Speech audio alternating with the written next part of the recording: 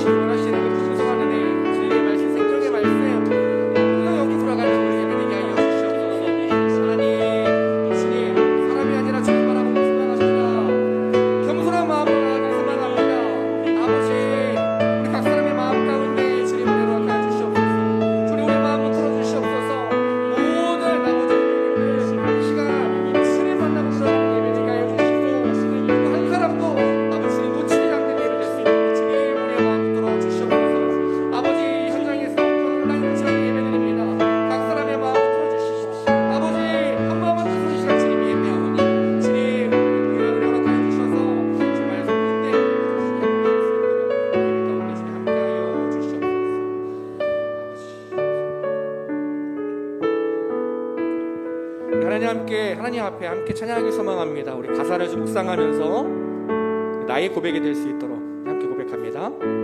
나 가진 재물 없으나, 나 가진 재물 없으나,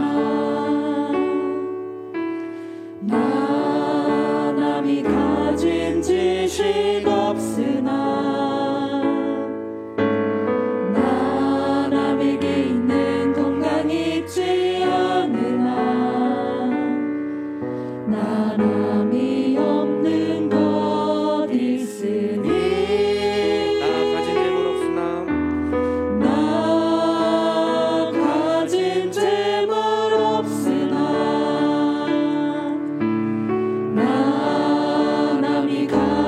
지식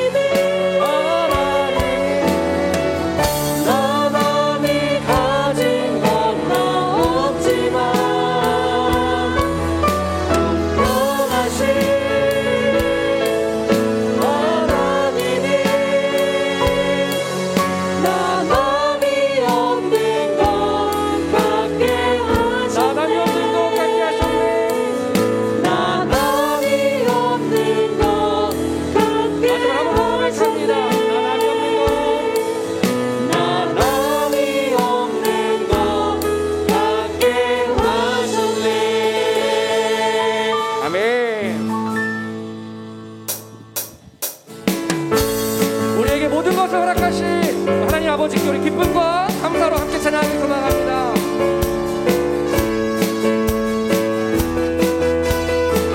함께 고백합니다. 난 예수가 좋다오.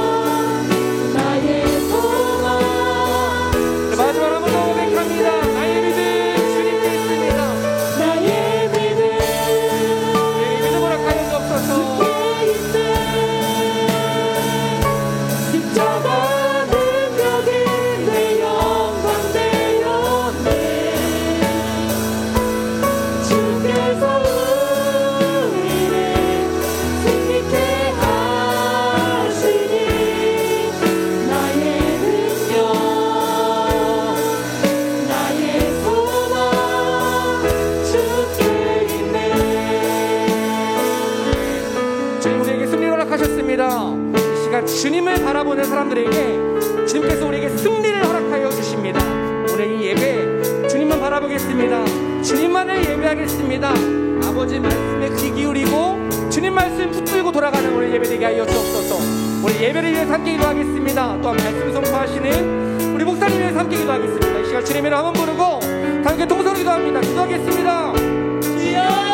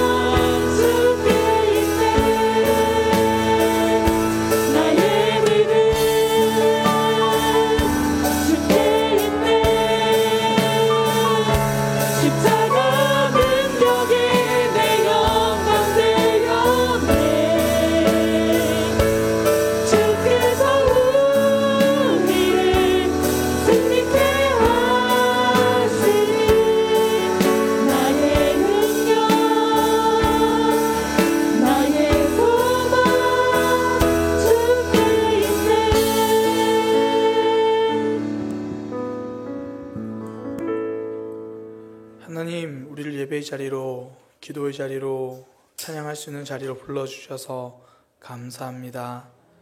이 자리에 나왔으니 하나님 만나게 하시고 주님을 경험하게 하시며 하나님 꼭 붙들고 돌아가는 시간 되게 하여 주옵소서. 우리 힘으로 믿음 생활할 수 없어서 하나님께 기도합니다. 우리를 붙들어 주시고 인도하여 주옵소서. 예수님의 이름으로 기도드립니다. 아멘. 옆에 있는 제들과 함께 인사하겠습니다. 오늘 기도할 때 뜨거운 역사가 있을 것입니다. 오늘 기도할 때 응답받는 역사가 있을 것입니다. 오늘 기도할 때 하나님의 역사가 있을 것입니다.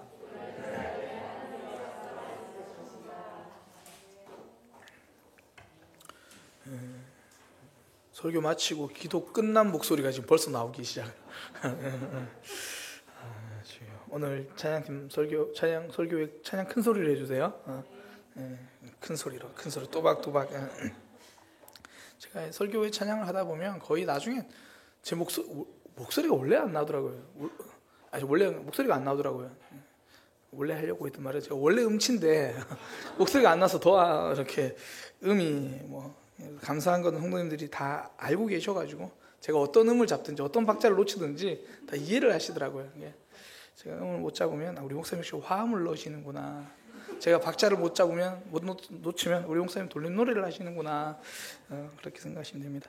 오늘 말씀은요, 제가 목요일에 새벽 기도 때 나눴던 말씀입니다. 그 기도에 대한 내용인데 목요일 저도 준비하는 청문회가 되고 또 성도들과 함께 나누고 싶다 생각이 들어서 오늘 원래 준비하던 말씀 하나님을 우리가 오해하고 있는 모습에 대한 부분들을 좀 준비하다가 목요일날 새벽기도 설교하고 이 말씀을 좀 함께 나누고 싶다 해서 함께 가지고 왔습니다. 아마 목요일 새벽기도 들으신 분들은 아마 그 내용이네 이렇게 하실 겁니다.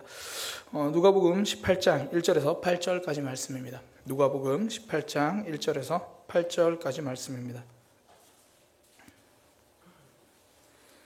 누가복음 18장 1절에서 8절까지 말씀입니다. 한 목소리로 합독하도록 하겠습니다. 누가복음 18장 1절에서 8절까지입니다. 예수께서 그들에게 항상 기도하고 낙심하지 말아야 할 것을 비유로 말씀하여 이르시되 어떤 도시에 하나님을 두려워하지 않고 사람을 무시하는 한 재판장이 있는데 그 도시에 한 과부가 있어 자주 그에게 가서 내 원수에 대한 나의 원한을 풀어주소서 하되 그가 얼마 동안 듣지 아니하다가 후에 속으로 생각하되 내가 하나님을 두려워하지 않고 사람을 무시하나 이 과부가 나를 번거롭게 하니 내가 그 원한을 풀어주리라. 그렇지 않으면 늘 와서 나를 괴롭게 하리라 하였느니라. 주께서 또 이르시되 불의한 재판장이 말한 것을 들으라. 하물며 하나님께서 그 밤낮 부르짖는 택하신 자들의 원한을 풀어주지 아니하시겠느냐. 그들에게 오래 참으시겠느냐. 내가 너희에게 이르노니 속히 그 원한을 풀어주리라. 그러나 인자가 올 때에 세상에 믿음을 보겠느냐 하시니라. 아멘. 누가복음 18장 1절에서 8절 말씀을 통해 다른 선택지가 사라지면 하나님에게 하나에 집중한다라는 제목으로 하나님의 말씀 증거하도록 하겠습니다. 다른 선택지가 사라지면 하나에 집중하게 됩니다. 요즘 제 주변에 운전 연수하시는 분들이 많습니다. 울산에 있는 제 조카도요, 엄마 차를 요리조리 끌고 다니며 연수를 하더니 요즘은 자기 혼자 차를 몰고 이제 교회를 다니기 시작하더라고요. 벌써 아이들을 태워서 운행을 하기 시작합니다. 얼마나 기도가 되는지 몰라요. 우리 교회에서도 이제 안소승 권사님이 이제 운전 연수를 하시고는 요즘에 이리저리 운전하시는 걸로 제가 알고 있습니다. 맞죠?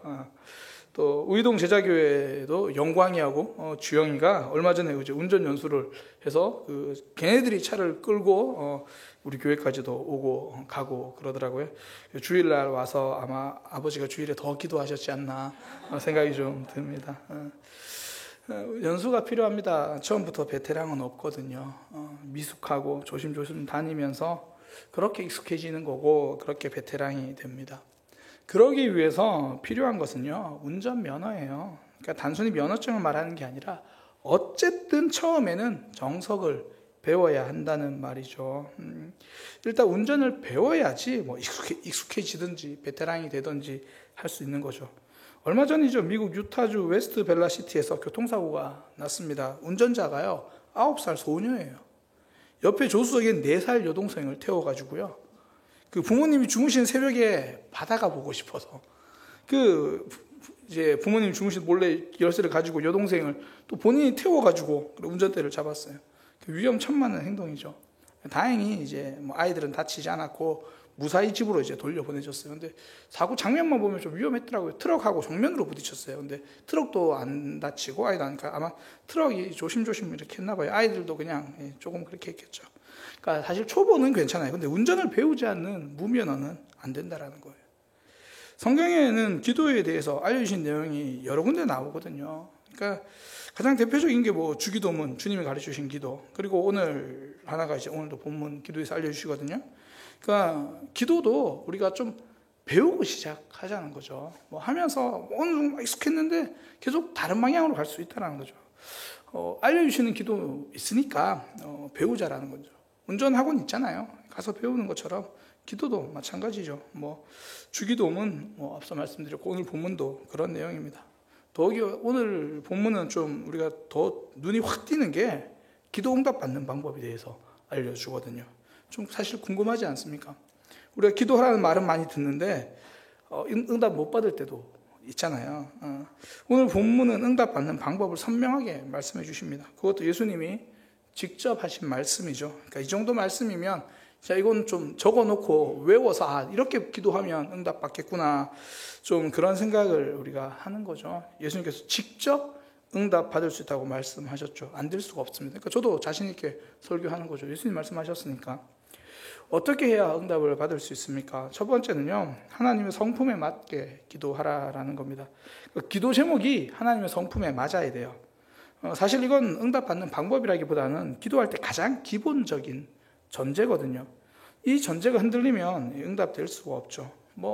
죄 없는 사람을 괴롭히고 싶어서 저 사람 망하게 해주세요, 이런 기도는 하나님의 성품에 안 맞습니다. 이건 기도가 아니라 저주죠.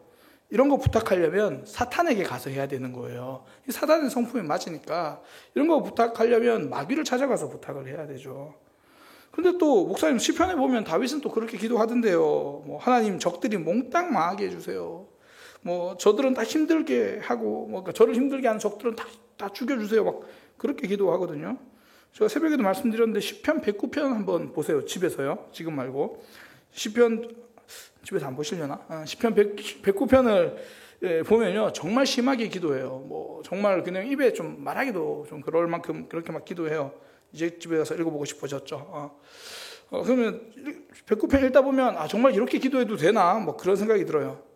그런데요, 시편 학자들이 그걸 어떻게 분류했냐면 거기를 그 시를 저주시라고 이렇게 말하지 않아요. 탄원시라고 이야기를 해요. 그러니까 나의 억울함을 하나님께 이야기한다라는 거예요.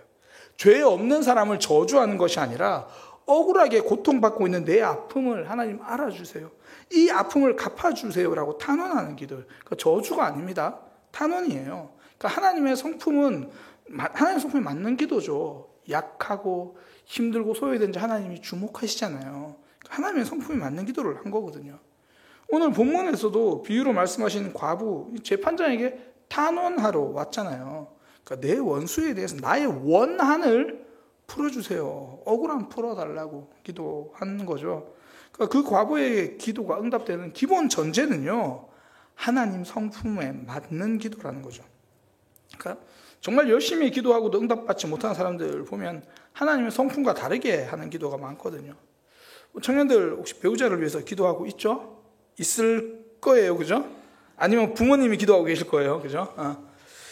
구체적으로 기도하십시오. 제가 예전에 말씀드린 적이 있는 것 같은데, 믿음 생활은 이렇게 하는 사람, 구체적으로, 믿음 좋은 사람, 성품 좋은 사람, 얼굴을 놓고도 기도하세요. 얼굴을 놓고, 정우성 같은 남자, 김태희 같은 여자, 연봉을 놓고도 기도하세요. 연봉 얼마. 다 기도하세요. 괜찮아요. 구체적으로 정말 괜찮아요. 목사님 진짜 그렇게 기도해도 돼요? 네, 됩니다. 대신 상대방도 그렇게 기도하고 있어요. 그러니까 상대방도 동일하게 해놓고 지금 기도하고 있는 거예요. 그러니까 내 믿음 준비되지 않으면서 믿음 좋은 사람 만나게 해달라는 기도는 결국 사기 결혼이에요. 그건 납치 결혼이에요. 그러니까 하나님의 성품에 맞지 않다라는 거죠. 그러니까 내가 원하는 거 다 적어놓고요, 이런 사람이랑 결혼하게 해주세요, 기도하세요. 그리고 저도 이런 사람 되게 해주세요, 그렇게 기도해야죠. 그게 하나님 성품에 맞는 기도거든요. 그러니까 적어놓고 어디를 포기해야 될지 아시겠죠? 그러니까 적어놓고 뭘 포기해야 되겠구나. 하나님 성품에 맞게 응답하시는 거예요. 그러니까 제가 배우자 기도로 예를 들었지만, 그러니까 로또가 가장 대표적이지 않겠습니까? 하나님은 우리의 생각을 넘어서 일하시는 분이지 우리의 욕심을 채우기 위해서 상식을 넘어서는 분은 아니시거든요. 그러니까 야고보서 4장 3절에 이야기를 하잖아요. 구하여도 받지 못함은 정욕으로 쓰려고 잘못 구하기 때문이다. 그러니까 성품에 맞지 않으면 응답하시지 않는 거죠. 만약에 하나님의 성품과 다르게 기도했는데 응답되었다 그러면요, 그건 하나님이 응답하신 게 아니라 사단이 시험한 거예요. 오히려 그게 시험거리와 아픔이 되는 거죠. 도둑이 그런 거예요. 하나님, 이번 한 번만 정말 어쩔 수 없이 제가 지금 은행을 터는데 한 번만 걸리지 않게 해주세요. 걸리는 게 은혜고 걸리지 않는 것은 시험입니다. 그러니까 아이러니하게도 이러다 보니까 하나님 성품에 맞게 응답하시니까요. 대신 좀 자신 있게 기도해도 괜찮아요. 이런 거 기도해도 될까? 방금 제가 하지 말라는 것처럼 얘기했지만 기도하세요. 하나님이 응답 안 하시니까. 그러니까 조금 우리가 기도할 때 자신 있게 하셔도 돼요. 어떨 때는 우리가 먼저 너무 필터링 하는 것 같아요. 이건 응답 안 하실 거야, 안 하실 거야. 원빈 놓고 기도하세요. 하나님이 알아서 거절하실 거예요. 그러니까 좀 자신 있게 기도할 수 있다라는 거죠. 그러면서 하나님의 성품을 알아가는 거죠. 이런 기도가 거절되고 저런 기도가 거절되는구나 하면서 하나님에 대해서 그 뜻에 대해서도 알아가는 거죠. 그러니까 오히려 하나님의 성품에 맞게 응답하시기 때문에 성도는 자신 있게 당당하게 조금 뻔뻔하게 기도할 수 있는 사람이죠. 그러니까 기도는요. 그래서 출발이 중요합니다. 방향이 중요한 거예요. 방향. 그러니까 하나님이 원하시는 성품, 그 모습. 그래야 제대로 된 목적지에 도착할 수 있잖아요. 그러니까 솔로몬 왕이 사실 그렇게 괜찮은 왕이 아니거든요. 나중에 다 우상 숭배하고 뭐 그런 사람이죠. 자녀들이 솔로몬처럼 되게 해달라고 절대 기도하시면 안 돼요. 그런데 솔로몬이 그나마 좋게 기억되는 이유가 그가 왕된 초창기에 이 응답받는 기도를 할 줄 알았던 사람이거든요. 그러니까 하나님의 마음에 쏙 맞게 기도를 했죠. 이제 그가 하나님 앞에 번제를 드리잖아요. 1천 번이 아니고 1천의 번제를 드린 거예요. 이번 주일에 번제에 대한 설교를 하는데 그 1천 번제를 하나님께 드리니까 하나님이 솔로몬에게 나타나서 무엇을 들어줄까 이렇게 이제 물어보셨거든요. 그러니까 기도하면 하나님 응답 구하면 들어주겠다. 그때 솔로몬이 구한 게 듣는 마음이잖아요. 뭐 이전 번역에는 지혜. 하나님 백성을 잘 다스리기 위해서 듣는 마음이 필요합니다. 지혜가 필요합니다. 그러니까 하나님의 마음에 딱 맞잖아요. 그러니까 하나님이 그 기도 들어주시고 구하지 않은 것까지 더 크게 들어주시죠. 그러니까 기도의 방향이 맞으니까 하나님이 원하신 뜻, 그 성품에 맞으니까 제대로 아니 곱하기로 그 이상으로 응답해 주시는 거죠. 그러니까 응답받는 기도가 되기 위한 전제, 하나님의 마음에 맞게 그 성품에 맞게 기도하는 거죠. 이건 전제고요. 두 번째가 진짜 방법이라고 말할 수 있을 것 같은데요. 하나님에게 집중하는 기도예요. 하나님만 바라보는 거. 기도가 반드시 응답되려면요. 하나님에게 집중하시기 바랍니다. 예수님이 비유로 말씀하신 이 오늘 비유의 핵심이 그 내용이에요. 어떤 마을에 이제 판사가 한 명 있어요. 근데 그 판사가 별로 선한 판사는 아닌 것 같아요. 성경에 보니까 뭐 불의하다, 뭐 그러고 하나님을 뭐 업신여기고 하나님도 생각하지 않고 뭐 그러니까 그런 거죠. 불의를 보면 잘 참는데 불이익을 보면 못 참는 사람들 있잖아요. 그런 사람, 그러니까 그냥 내 편한 대로 재판하고 뭐 이렇게 사는 사람이에요. 근데 한 날은 이제 한 과부가 와가지고 자신의 억울한 상황을 이야기하는 거죠. 그러니까 성경에서 과부라고 그러면 그냥 그렇게 이해하시면 돼요. 진짜 불쌍한 사람. 정말 누가 도와줘야만 살아갈 수 있는 사람. 뭐 한마디로 말해서 백도 없고 힘도 없는 그런 사람. 근데 앞서 이 판사가 그런 사람은 돌아보지 않는 사람이라 그랬잖아요. 정의감으로 살아가는 사람이 아니라 그냥 자기 좋아서 자기 권력, 뭐 자기 이익 위해 살아가는 사람이에요. 그러니까 과부가 이야기를 해도 들을 리가 없죠. 그냥 무시했어요. 근데 계속 판사를 찾아가는 거예요. 출근할 때도 찾아가고 점심 먹으려고 해도 찾아오고. 제가 예전에도 한번 이 본문하고 설교하면서 그렇게 이야기했는데 화장실에서 볼일 문 열어가지고 뭐 하세요? 막 거의 막 이런 느낌. 제가 부산에 있을 때 제가 그렇게 설교를 했나? 그런 느낌으로 계속 하는 거예요. 순간 청소년 설교 때 그렇게 했겠다 싶어가지고. 퇴근하려고 하니까 또 밖에 서 있고 뭐 심지어 집에 가는 길에 막 따라가면서 한 번만 좀 들어주세요.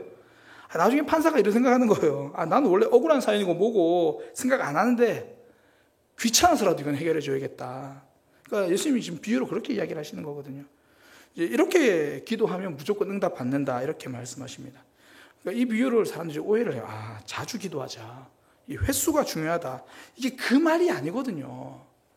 일주일 동안, 한 달 동안 한 가지 기도 제목 가지고 끈질기게 기도하면 응답 받는다. 이런 기도가 아니에요.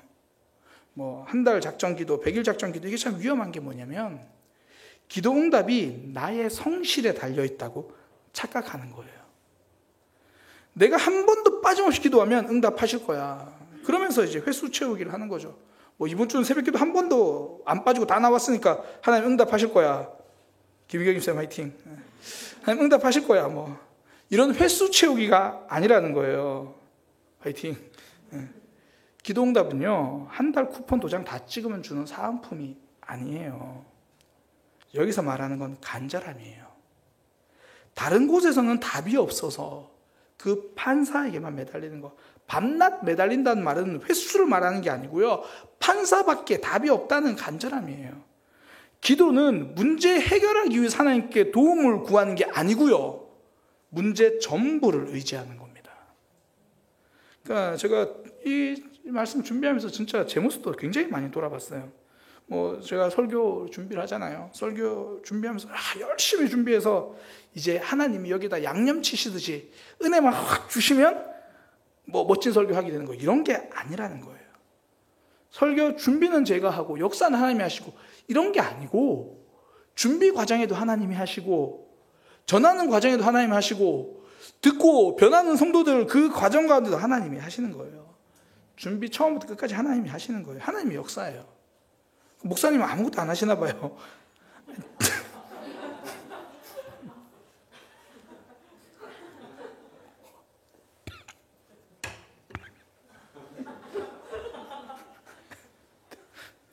들켜서 제가 설교를 위해서 노력하는 건 단지 이게 제가 해야 할 일이기 때문에 하는 거지, 제가 열심히 최선을 다했다고 해서 하나님 역사하시고 제가 좀 노력 안 했더니 하나님 역사 안 하시고 제 노력에 응답이 달려있는 게 아니에요. 전적으로 하나님께 의지하고 맡기는 거, 그 간절함을 아는 거, 그게 기도죠. 뭐 제가 지체들의 영혼들을 위해서 기도할 때도 마찬가지입니다. 하나님, 제가 열심히 하고 있으니까 이제 하나님만 도와주시면 돼요. 하나님만 역사하시면 우리 지체들이 하나님 믿을 거예요. 우리 교회가 그러면 성장하리라, 이런 거 아니에요. 성도들의 성장은 100% 하나님께 달려있어요. 성도들, 지체들이 종교생활에서 신앙생활로 넘어가는 구원도 100% 하나님께 달려있어요. 제가 어떤 노력을 해도요, 솔직히 소용없어요. 제가 노력해서 성장하면 그건 부흥이 아니에요. 그건 문제예요, 문제. 목사가 하나님 앞에서 사역하는 건 단지 이게 제 사명이기 때문이에요. 저에게 목회가 달려있는 것이 아니고 모든 기도 제목이 똑같은 거예요. 제가 이번에 이 말씀 묵상하면서 이 진인사 대천명, 그 있잖아요. 인간이 할 일을 다 하고 하늘의 뜻을 기다린다. 이 말은 기도의 영역이 아니구나를 제가 깨달았어요. 이건 기도의 영역으로 하는 게 아니라 사명의 영역으로 이야기를 하는 거예요. 사명의 영역이죠. 우리는 하나님 앞에 내 사명을 다하고 결과는 하나님께 맡긴다라는 사명의 영역이지, 기도는 열심히 하는 열심의 영역이 아닙니다. 기도는 열심의 영역이 아니라 믿음의 영역이에요. 그러니까 사명의 영역과 기도의 영역은 달라요. 뭐 그런 거 있잖아요. 자녀들 성적 잘 받게 해주세요. 이렇게 기도하면서 공부 안 하면 하나님 역사 안 하실 거야. 그런 게 아니에요. 공부는 크리스찬 학생으로서 주어진 사명이니까 그 사명을 위해 열심히 하는 거죠. 이제 막 깨달아지죠. 내가 교회에서 열심히 찬양팀 하는 것도 사명이지만 학생이면 공부하는 게 사명이에요. 최선을 다해서 하는 거. 사명의 영역이에요. 그러니까 응답의 영역은 그거랑 다르게 전적으로 그 문제는 하나님께 맡기는 거죠. 오로지 이 문제는 하나님께 달려있다. 이걸 고백하는 것이 믿음이고 진짜 기도입니다. 한 번은 이제 청년 목자 한 명이 저한테 와서 질문한 적이 있어요. 구역 식구들의 신앙생활을 위해서 조언을 해주고 싶은데 목사님 어떻게 하면 좋을까요? 묻더라고요. 제가 정확히 알려줬죠. 하지 마라. 조언을 하지 마라. 본인도 본인이 잘못하고 있는 거 이미 알고 있다. 굳이 말한다고 달라지지 않는다. 그럼 어떻게 해요? 그래도 알려줘야 되잖아요. 어떻게 해요? 기도해요. 기도하세요. 기도의 힘을 믿는다면 기도하라는 거예요. 하나님이 하신다. 목사님 그래도 이야기해줘야 알죠. 말 안 해도 알아요. 진짜 말해야 한다면, 제가 그때도 이렇게 말해줬어요. 진짜 말해야 한다면 기도하고 또 기도하고 또 기도한 다음에 편지로 써서 줘라. 이건 사실 변화를 위해서가 아니라 사랑의 마음을 표현하라는 거죠. 그렇게 했더니 지선이가 지금 저기가 나와서 앉아 있잖아요. 다 지난 일이라서 이야기하는 거예요. 저 친구가 저한테 물었어요. 그때 저 친구였고. 기도하면 역사입니다. 제가 주일에도 말씀드렸던 사건인데 다윗이 사울을 살려준 사건 있잖아요. 전 이 사건도 일종의 기도 사건으로 볼 수 있다고 생각을 합니다. 자신이 왕이 되는 것은 하나님께 달린 문제잖아요. 다윗이 사울을 죽인다고 왕이 되는 게 아니고 그 삶을 하나님께 온전히 맡기는 것, 그것이 기도고 믿음이에요. 그러니까 그렇게 보면 기도와 좀 닮아 있는 게 순종이거든요. 결과를 맡기는 게 순종이라면 내 삶 전부 다 맡기는 건 기도죠. 이 문제의 답은 하나님께 있다고 고백하는 것, 그게 기도입니다. 그러니까 하나님은 문제 해결의 근본 열쇠이지 추가 옵션이 아니라는 거예요. 요즘 이제 코로나 백신 많이 연락들 오더라고요. 저도 지난 주 중에 한번 받았어요. 어떤 분이 병원을 바꾸라 그래서 병원을 바꾸니까 바로 연락이 오더라고요. 제가 폰을 안 보고 있어가지고 월요일 하루 종일 보고 있을 거예요. 월요일 날 이제 얀센도 나오는 거 아세요? 저 한 방이면 될 거예요, 저는. 초반에 사람들이 코로나 백신이 그 아스트라제네카를 잘 안 맞으려고 했죠. 그 이유가 무엇인지 아세요? 부작용 때문이 아니에요. 다른 대안이 있기 때문이에요. 만약에 전 세계 백신이 아스트라제네카 하나밖에 없다면요, 서로 맞으려고 그래요. 근데 화이자도 있고 얀센도 있고 다른 게 있으니까, 이 아스트라제네카 말고 있으니까 사람들이 안 맞는 선택을 하거든요. 기도는요, 이 문제에 있어서 하나님 말고는 다른 대안이 없다는 것을 고백하는 거예요. 그러니까 저도 오늘 이제 목요일 새벽에 이 말씀을 전하고 다시 이렇게 오늘 함께 나누잖아요. 새벽에 이 말씀을 전하고 나서 저의 기도 생활이 자꾸 되돌아보게 되더라고요. 목사다 보니까 이 기도 부탁을 많이 받아요. 특히 급한 기도 부탁이 오죠. 수술이나 어떤 문제가 있을 때 기도 부탁을 전화로 받으면, 보통 그런 연락을 오면 제가 운전 중이거나 그런 경우가 아닌 것은 이제 다 내려놓고 아내와 함께 이제 짧게라도 기도합니다. 그때 제가 어떤 마음으로 기도하냐면, 정말 급하고 간절한 기도 제목에는 하나님밖에 답이 없습니다 이렇게 기도하기도 하지만, 어떨 때는요, 기도 부탁 받았으니까 내가 기도에 동참해야지, 나라도 기도에 한 손 보태야지, 뭔가 좀 더 도움을 더한다는 생각이 어렴풋이 제 속에 있었던 것 같아요. 근데 제가 이번에 이 말씀을 준비하고 전하면서 그게 아니라는 걸 다시 한번 깨닫습니다. 부탁받은 기도 제목, 단지 내가 기도 부탁받았으니까 동참한다, 한 손 거둔다, 이런 의미가 아니더라고요. 이 문제는 오로지 하나님만이 해결하실 수 있습니다. 하나님만이 이 문제의 답이 되십니다. 그래서 기도하는 거예요. 오늘 예배 전에도 앉아서 기도하는데 그 마음은 참 들더라고요. 기도에 대해서 이렇게 한번 정리하고 나니까 잠시 오늘 예배를 위해서, 또 말씀을 위해서, 성도들을 위해서 기도하는데 하나님 말고는 오늘 답이 없어요. 하나님 말고는 답이 없어요. 그런 마음으로 기도하는 거죠. 혹시 기도 제목 부탁받아서 기도하십니까? 부탁받아서 기도하는 게 아니라 그분이 주신 이 기도 제목은 크든 작든 하나님 말고는 답이 없는 거예요. 그래서 기도하는 거죠. 오로지 하나님만 믿는 것. 그래서 예수님이 마지막에 덧붙이신 말씀이, 그러나 인자가 올 때 세상에 믿음을 보겠느냐. 그러니까 기도는 단지 더 도와주는 도움의 영역이 아니라 전적인 믿음의 영역이에요. 온전히 맡김의 영역이에요. 그래서 성도만이 기도할 수 있잖아요. 성도는 내 삶을 하나님께 맡긴 사람이니까. 그러니 내 삶의 문제도 온전히 맡기면서 기도하는 거죠. 오늘 기도 제목 가지고 오셨습니까? 하나님께 맡기세요. 오로지 하나님만이 그 문제 해결할 수 있어요. 내가 할 수 없고요. 다른 사람이 옆에 누가 더 있으면 되겠지? 아니요. 오로지 하나님만 하실 수 있어요. 우리 하나님은 불의한 재판관이 아니시거든요. 기다리시는 분이에요. 맡아주려고 기대하고 계시는 분이에요. 어쩌면 그동안 우리의 기도가 좀 옵션이었는지 모르겠어요. 나도 이렇게 열심히 하고 있으니까 하나님 이걸 더 해주세요. 아니요. 우리가 하는 건 단지 사명이니까 하는 거지, 기도는 오로지 하나님께 달린 거죠. 전적으로 맡길 수 있는, 어쩌면 그 마음이 우리에게 필요한지 모르겠어요. 오늘 기도하실 때 먼저 그렇게 기도하기 원합니다. 하나님, 온전히 믿을 수 있는 믿음을 주세요. 이 문제의 답이 하나님께만 있다라는 것을 깨달을 수 있는 간절함을 주세요. 그것이 기도 응답의 핵심입니다. 예수님은 그렇게 하면 반드시 응답해 주신다고 말씀하셨어요. 수많은 대안 중에 하나가 아니라 하나님 말고는 이 문제 해결하실 분이 없다. 다른 거 내려놓고 하나님 보겠다. 그때 하나님은 약속하신 대로 응답해 주십니다. 다른 선택지가 사라지면 그 하나님, 그분에게만 집중하는 거죠. 오늘 그렇게 기도할 수 있는 믿음의 삶이 되기를 소망합니다. 기도하겠습니다. 하나님, 우리의 삶 하나님 앞에 서서 하나님을 기대하고 하나님을 바라보며 한 걸음 한 걸음 걸어갈 수 있게 하여 주옵소서. 하나님께서 오늘도 우리 삶의 유일한 답이심을 고백하는 마음으로 기도하겠습니다. 하나님, 우리에게 믿음이 부족하니 믿고 기도할 수 있는 믿음을 허락하여 주옵소서. 예수님의 이름으로 기도